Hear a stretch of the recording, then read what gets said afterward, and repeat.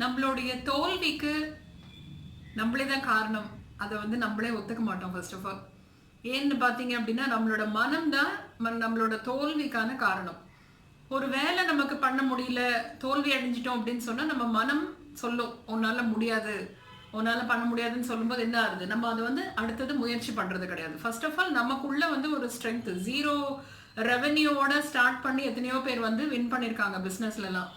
அது அவங்களோட முதலீடால இல்ல, மனசுல இருக்கிற ஒரு முதலீடால. என்னால முடியும், எப்படி இருந்தாலும் நான் வந்து முன்னுக்கு வந்துருவேன் அப்படின்னு சொல்லிட்டு சின்ன சின்ன விஷயங்கள்ல கூட ஆரம்பிச்சு பெரிய லெவலுக்கு வந்தவங்க இருக்காங்க.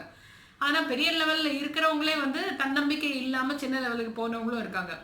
அது மாதிரி ஒரு கோடீஸ்வரர் என்ன பண்றாரு, ஒரு பிசினஸ்ல வந்து ஏமாந்துடுறாரு. பெரிய ஒரு நஷ்டம் ஏற்பட்டுருது.